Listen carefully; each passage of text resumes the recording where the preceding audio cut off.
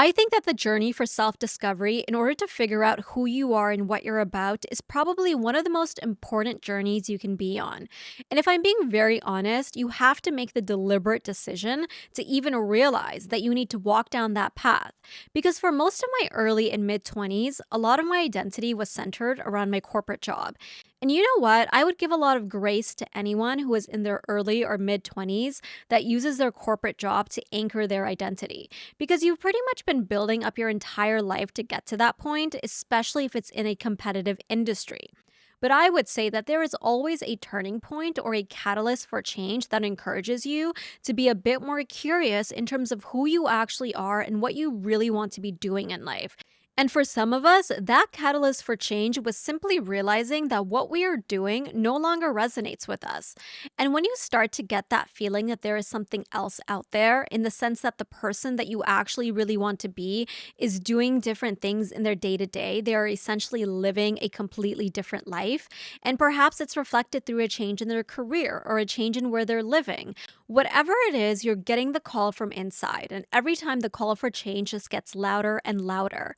And one of my friends recently said something that just really clicked for me, and it was the way she phrased it. So, what she said was, anytime you want to make a change in life, life itself actually invites you and says, come into my office. You want to change? Let's figure this out. Because somehow the path always appears. But the hardest part is deciding you want to go down that route to begin with. And a lot of people decide to take what they believe is the safe path, the familiar path, the path that has been tried and true. And what my friend was essentially trying to say was that no matter what path you decide to take, you're going to get somewhere. So even if you walk the path that is less tracked, you are still going to get to some sort of destination. And ultimately, what you need to decide before you start walking down any path is to determine if the destination is even worth it. Is that what you really want to see? Is that what you really want to discover? Because if you know that you're going to end up somewhere, you might as well go towards what you really want. Whichever path you choose, there are going to be challenges, opportunities. You're going to meet new people and try new things. So why not have the courage to move towards a destination that you're really excited to go to? And as you walk down that chosen path, there are just going to be so many things that you begin to shed about yourself. You begin to shed the need to people please. You begin to shed the need for external validation. You begin to shed the need for perfection.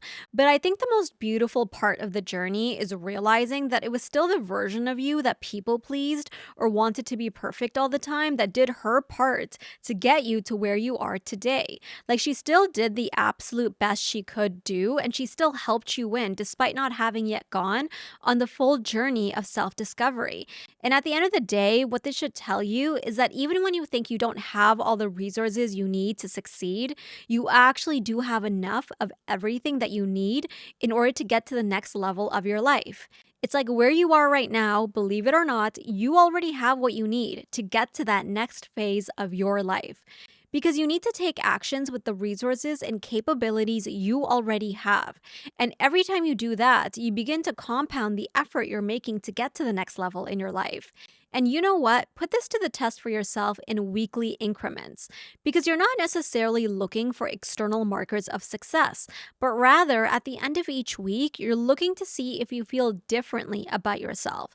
That is the real achievement.